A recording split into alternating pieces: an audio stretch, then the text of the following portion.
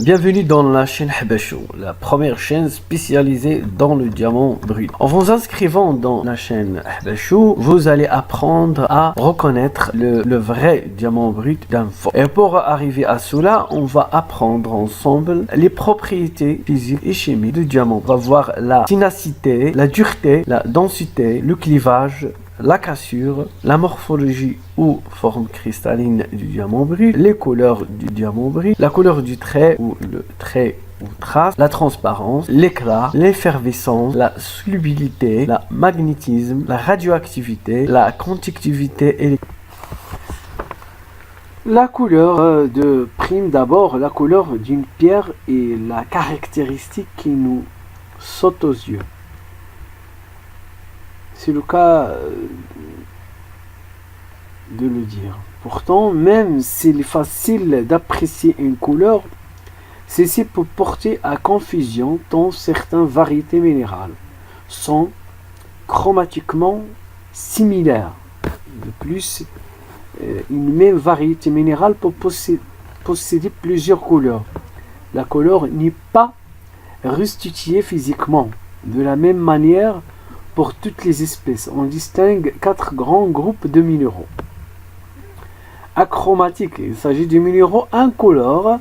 La lumière passe à travers la matière sans subir de transformation. Exemple, le cristal de roche ou le quartz. Et diochromatique, il s'agit de minéraux dont la couleur dépend des atomes qu'il contient. Allochromatique, il s'agit de minéraux dont la couleur est liée aux inclusions minérales étrangères qu'il contient.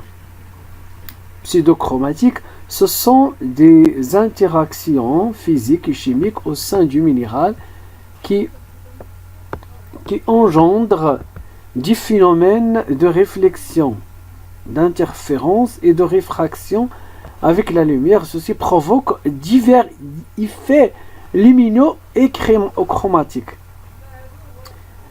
Les effets spéciaux, ce n'est pas qu'au cinéma.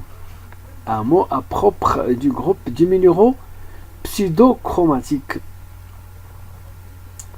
Il s'agit ici d'une nuance spéciale. Ces effets donnent un caractère particulier au minéral.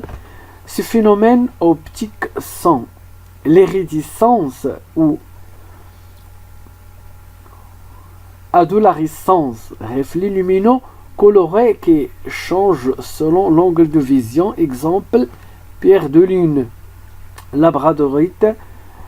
Pour la labradorite, on parlera de labradorescence.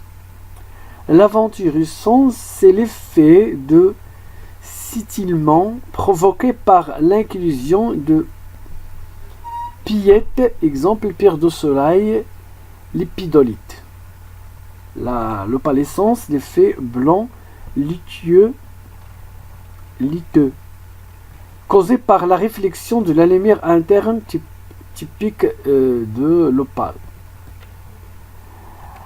L'irisation, effet donné par la lumière traversant des failles, plans de clivage ou fissures du minéraux en faisant apparaître son spectre lumineux, l'effet arc-en-ciel, phénomène courant du quartz. La chatouillance, effet communément appelé l'œil de chat, est causé par des inclusions en forme d'aiguille disposées parallèlement entre elles, exemple le rubis et le saphir. Astérisme, phénomène faisant apparaître un reflet en forme d'étoile et la surface de la pierre, tout comme la chatouillance. Cet effet est causé par des inclusions en forme d'aiguille, exemple saphir diopside.